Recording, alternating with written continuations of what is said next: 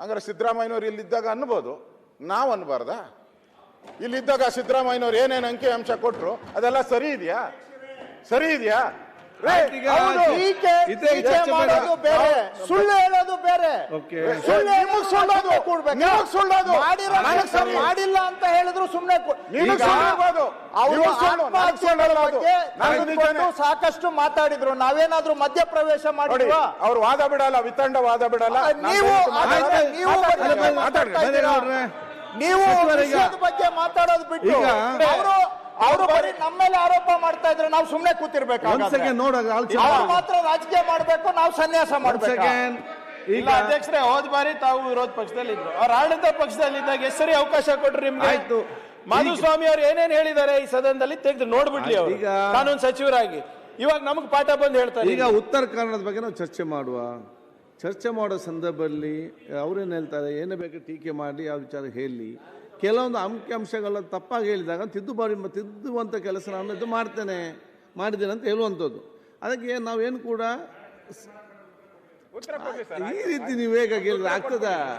ನೀವು ಚರ್ಚೆ ಮಾಡಿ. ಈಗ ನಾವೀಗ ನ್ಯಾಯ ಹೇಳ್ತಾರೆ. ಹೋದ್ ಬಾರಿ ಮುಖ್ಯಮಂತ್ರಿಗಳು ಮಾತಾಡುವಾಗ ಮಾತಾಡಕ್ಕೆ ಬಿಟ್ರ ಇವರು? ಇಷ್ಟು ಮಾತಾಡ್ತಾರೆ, ನೀತಿ ಹೇಳ್ತಾ ಇದ್ದೀರಲ್ಲ. ಸಿಎಂ ಮಾತಾಡುವಾಗ ಸಿಎಂಗೆ ರಿಪ್ಲೈ ಕೊಡಕ್ ಬಿಟ್ಟಿದ್ರ ನೀವು? ಏನ್ ನೀತಿ ಮಾತಾಡ್ತೀರಾ ಇವತ್ತು ಮರ್ತೋಗಿದ್ದೀರಾ? ಸಿಎಂ ಯಾವ ಪದಗಳನ್ನ ಬಳಸಿದಿರಿ? ಸಿಎಂ ಕೂತಿದ್ದಾರೆ ಏನೇನೋ ಮಾತಾಡ್ತಾ ಇದ್ದೀರಲ್ಲ. ಆವತ್ತು ಅದೇ ಸಿಎಂಗೆ ನೀವು ಏನೇನೋ ಯಾವ ತರ ತೊಂದರೆ ಕೊಟ್ರಿ, ಉತ್ತರ ಕೊಡುವಾಗ ಮರ್ತಿದ್ದೀರಾ?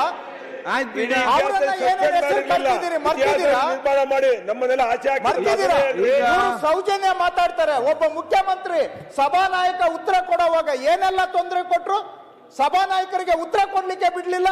ಇವತ್ತು ನೀತಿ ಪಾಠ ಹೇಳ್ತಾ ಇದ್ದಾರೆ ಇವರು. ಇವಾಗ ಜ್ಞಾಪಕ ಬಂತ ಅಧ್ಯಕ್ಷರೇ ಅವರಿಗೆ? ಚರ್ಚೆ ಮಾಡುವ. ಸಭಾನಾಯಕನಿಗೆ ಉತ್ತರ ಕೊಡೋದಕ್ಕೆ ಬಗ್ಗೆ ನಾವು ಆಲೋಚನೆ ಉತ್ತರ ಕೊಡ್ಲಿಕ್ಕೆ ಬಿಡೋದಿಲ್ಲ ಅಧ್ಯಕ್ಷರೇ. ನಾವು ಇದಕ್ಕೆ ಸಭಾಪತಿಗಳಿಗೆ ಏನ್ ಮಾಡಿದ್ರು ಅಧ್ಯಕ್ಷರೇ? ಆಯ್ತು, ಲಮಾಣಿ ಅವರಿಗೆ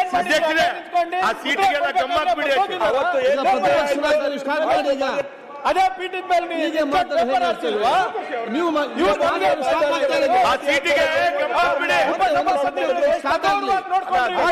ಸ್ಟಾರ್ಟ್ ಮಾಡ್ಲಿ.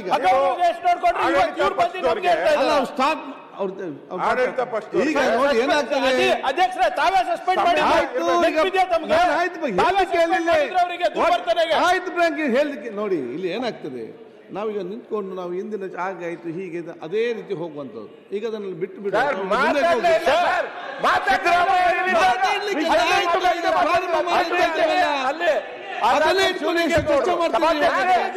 ನೀವು ಮುಂದೆ ಸ್ಟಾರ್ಟ್ ಮಾಡಿ.